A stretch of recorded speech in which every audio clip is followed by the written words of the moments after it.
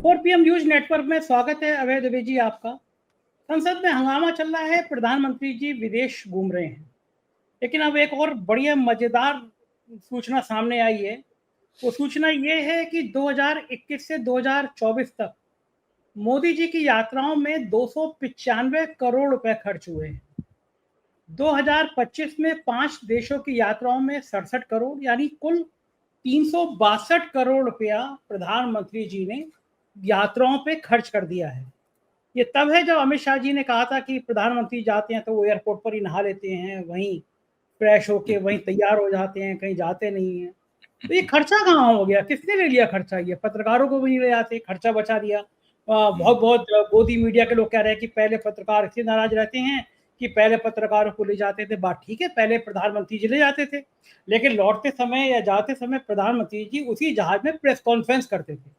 और मुझे याद है कि मनमोहन सिंह जी से इतने तीखे तीखे सवाल पूछते थे पत्रकार कि कोई अभी मोदी जी होते तो शायद जहाज बीच में उतरवा कर और वो पत्रकारों को उतार देते। जैसे एक बार आपको याद होगा, शायद विजय त्रिवेदी को हेलीकॉप्टर में ले गए थे और उन्होंने बीच में कोई सवाल पूछ लिया तो हेलीकॉप्टर लैंड कराया और वहां पे उतार दिया कि तुम जाओ, अपने जिस चीज से जानो जाओ। तो मनमोहन सिंह से इतने तीखे तीखे सवाल भी पूछते थे वो पत्रकार, लेकिन अब नहीं जाते। अब एनआई की टीम चली जाती है, वो जो रटी रटाई बात होती है वो बता देते हैं। लेकिन फिर ये 362 करोड़ रुपए खर्च कहाँ हो गए? 80 करोड़ लोगों को 2 वक्त का राशन दिया जाता है, लोगों के पास खाने पीने के पैसे नहीं है। हमारे प्रधानमंत्री जी 362 करोड़ रुपए यात्राओं पे खर्च कर चुके हैं, और बदले में मिला क्या कि जब पाकिस्तान के साथ झड़प हुई तो एक भी देश हमारे साथ खड़ा नहीं था। इन यात्राओं की उपलब्धि चाहिए। संजय जी, ये आंकड़ा तो 2021 का 21 से है ना? 2021 से पहले का है। हाँ, 2021 मेरी जानकारी में प्रधानमंत्री 2014 से, नरेंद्र मोदी 2014 से प्रधानमंत्री हैं। तो जिन्होंने ये इंक्वायरी डाली थी, और तो उनको, मेरा मानना यह है कि उनको इंक्वायरी 2014 से डालनी चाहिए थी। अच्छा, इसके बाद एक इंक्वायरी तो इस बात की डालनी चाहिए थी कि प्रधानमंत्री की 214 से अभी तक की विदेश यात्राओं में कितना रुपया खर्च हुआ है। एक इंक्वायरी तो ये डालनी चाहिए थी, और दूसरी इंक्वायरी ये डालनी चाहिए थी कि इन प्रधानमंत्री की विदेश यात्राओं की क्या क्या उपलब्धि हुई है, इन्हें संक्षेप में बताइए। आरटीआई, हाँ, दूसरी ये डालनी चाहिए थी। अगर ये दोनों इंक्वायरीज डाल दी जाती, जाहिर है कोई जरूरी नहीं है सरकार उनका जवाब देती, सरकार का मन होता तो जवाब देती, नहीं मन होता तो नहीं जवाब देती, जवाब देती भी तो उसमें थोड़ा काफी कतरव्योत कर देती। लेकिन जब ये चर्चा सामने आती कि ये 2 आरटीआई डाली गई हैं और सरकार की तरफ से उनका पूरा जवाब दिया जा रहा है या आधा अधूरा जवाब दिया जा रहा है, उसके बाद एक बहस शुरू हो जाती, चर्चा शुरू हो जाती। पहली चर्चा तो इस बात की होती कि एक गरीब देश जहां पर 80 करोड़ लोगों को मुफ्त अनाज देना पड़ रहा है, वहां का प्रधानमंत्री विदेश यात्राओं पर इतना रुपया खर्च क्यों करता है और वो किस चीज में रुपए खर्च होते हैं। पहली चर्चा इस बात की होती।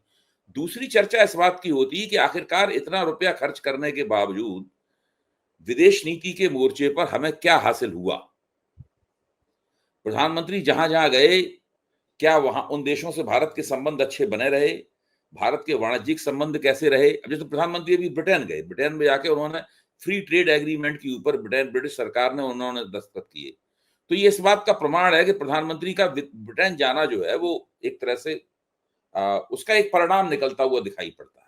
उस परिणाम की समीक्षा हम कर सकते हैं कि भाई कहां ब्रिटेन ने अपने दरवाजे भारतीय चीजों के लिए खोले और कहां भारत ने उस एग्रीमेंट के तहत ब्रिटिश चीजों के लिए अपने दरवाजे खोले।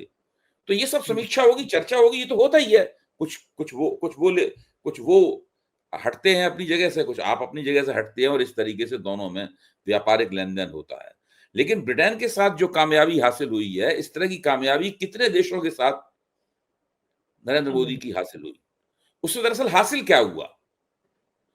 देखिए, जो नरेंद्र मोदी के चाटुकार समीक्षक हैं, जो अपने आप को विदेश नीति का विशेषज्ञ बोलते हैं या उन्हें इस रूप में पेश किया जाता है, वो तो ये लिखते हैं प्रधानमंत्री का मैराथन फॉरेन पॉलिसी टूर, उनका कहना ये होता है।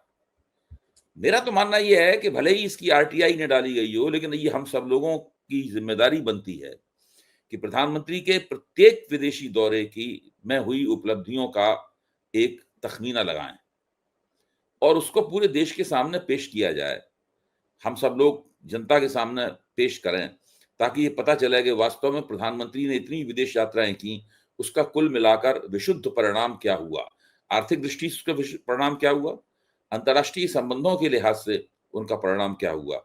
मैं ये मानता हूं कि इस वक्त भारतीय अर्थव्यवस्था जिन संकटों का सामना कर रही है, उसमें अंतर्राष्ट्रीय वाणिज्य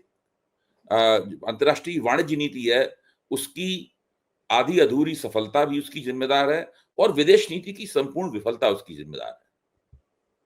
बिल्कुल ठीक कह रहे हैं कि पता चलना चाहिए देश को, वही छोटी मोटी रकम नहीं है कि बहुत बड़ी रकम है, उस रकम में क्या क्या हुआ ये पता चलना चाहिए।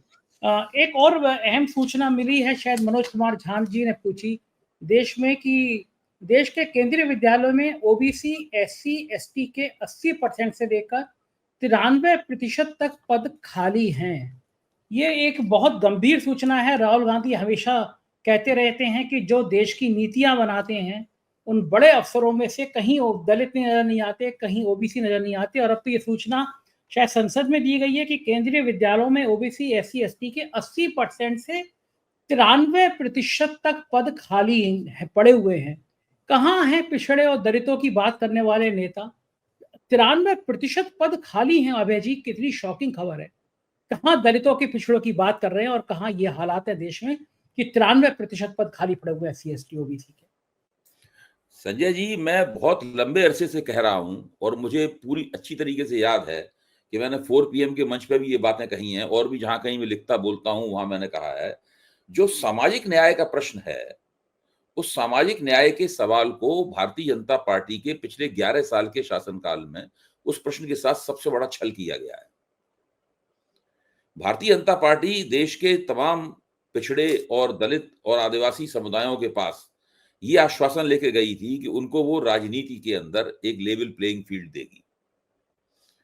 इसका सीधा क्या मतलब था? अगर राजनीति के अंदर आप लेवल प्लेइंग फील्ड देंगे, इसका मतलब ये है कि आप जीवन के हर क्षेत्र में समान अवसर मुहैया कराएंगे, उन्हें भी प्रगति और विकास के अवसर मिलेंगे, उन्हें विद्यालयों में और विश्वविद्यालयों में सब जगह दाखिले में प्राथमिकता प्राप्त होगी, नौकरियों में उनका जो कोटा है वो कोटा भरा जाएगा, और भी जितने भी कल्याणकारी काम हो सकते हैं जो वो सारे के सारे किए जाएंगे।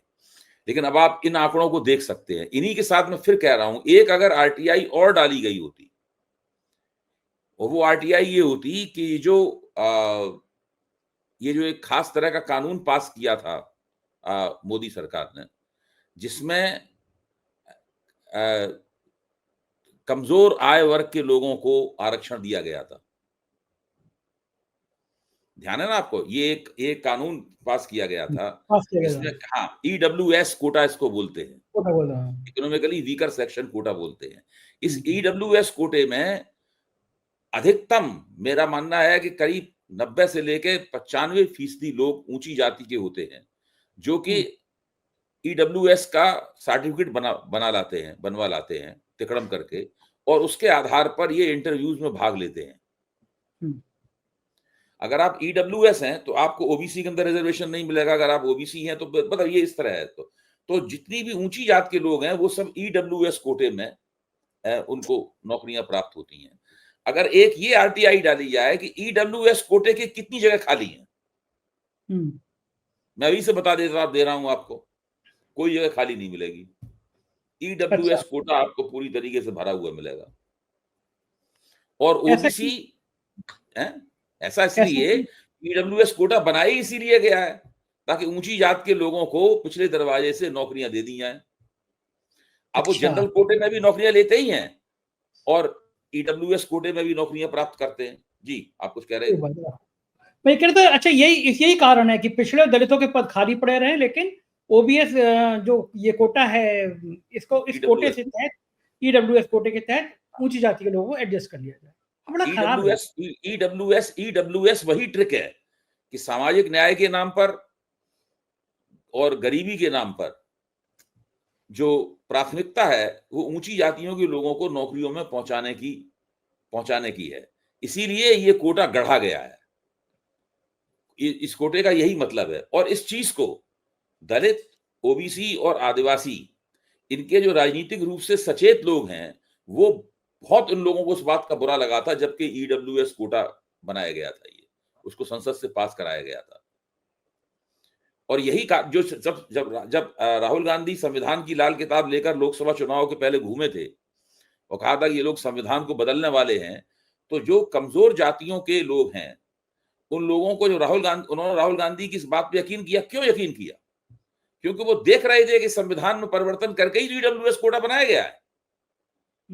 ईडब्ल्यूएस कोटा आरक्षण की नीति को कमजोर करने के लिए बनाया गया था। ईडब्ल्यूएस कोटा ये एक बहुत बड़ा उनके सामने ठोस सबूत था कि जब सरकार ईडब्ल्यूएस कोटा बना सकती है तो संविधान में कोई भी परिवर्तन करके आरक्षण की नीति को कमजोर कर सकती है। सही बात है।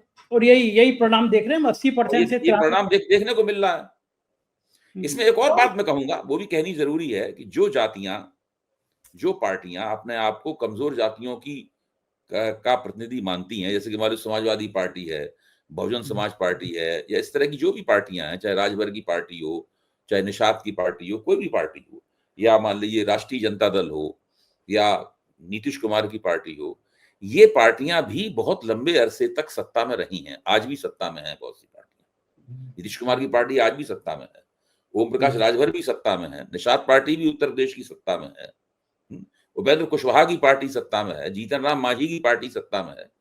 केवल सपा और बसपा सत्ता में नहीं है, बाकी पार्टियां सत्ता में हैं ही।